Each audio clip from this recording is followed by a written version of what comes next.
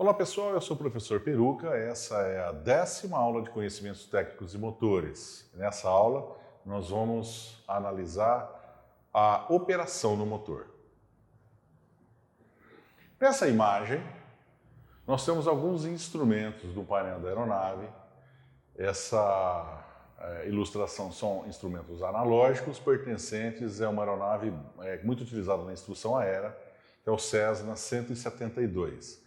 Aqui nós temos um velocímetro, na sequência um horizonte artificial, aqui nós temos um altímetro, dois indicadores de VOR, aqui nós temos um variômetro, um indicador de direções, o chamado giro direcional, aqui nós temos um indicador de curva, um turn and bank, na parte de baixo nós temos um contagiro ou tacômetro, e esse instrumento chamado de tacômetro, ele é utilizado para que nós determinemos então o regime rotacional do motor.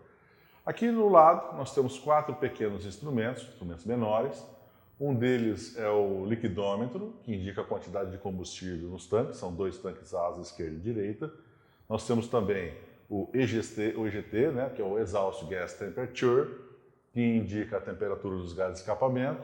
E no lado direito, um segundo indicador, que é o Fuel Flow, o fluxômetro, que indica o consumo instantâneo daquele motor. Na parte de baixo nós temos os instrumentos que indicam de um lado a temperatura e de outro a pressão do óleo do motor. Depois nós temos o amperímetro e o vacúmetro, que indica se há bom funcionamento na bomba de vácuo.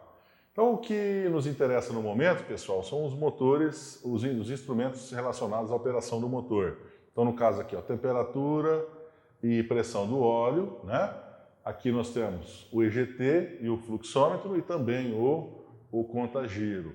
Todo esse conjunto de instrumentos, na verdade, eles são distribuídos de uma forma organizada e divididos em 4 grupos, Instrumentos do avião, instrumentos de voo, navegação e instrumentos do motor, Então vamos lá.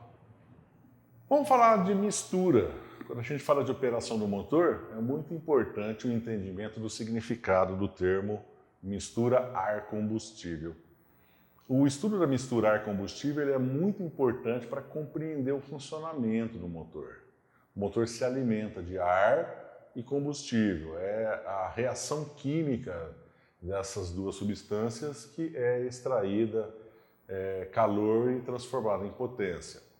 Então, para que nós possamos entender o significado de mistura, a gente observa aqui que uma pessoa está segurando um recipiente, um pequeno recipiente, e dentro desse recipiente encontra-se uma massa de 1 kg de gasolina.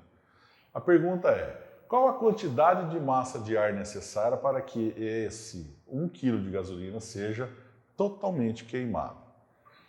Então a ideia é, para queimar 1 kg de gasolina, necessita-se de 15 kg de massa de ar. Então a gente observa que o volume aqui é bem maior, Então, quando isso acontece, quando a gente reúne 15 kg de ar para queimar 1 kg de gasolina, a gente vai chamar essa relação, essa proporção entre essas duas substâncias de mistura quimicamente correta. Então, nós vamos chamar aqui de mistura 15 por 1. Mistura 15 por 1 é quimicamente correta porque as quantidades de ar envolvidas no processo de gasolina estão nas proporções exatas para a combustão completa. Na prática, significa dizer que quando eu tenho 1 kg de massa de ar e 15 kg de 1 kg de gasolina, e 15 kg de ar, nós temos uma combustão na qual, no final, não sobra nem ar, nem gasolina. Daí a denominação mistura quimicamente correta, Outro ponto importante que nós temos que ressaltar é que, quando a gente estuda o termo mistura, é necessário que as unidades de medida dos elementos aqui envolvidos sejam expressas em termos de massa, unidades de medidas de massa. Esse é o ponto em que a maioria dos alunos erram.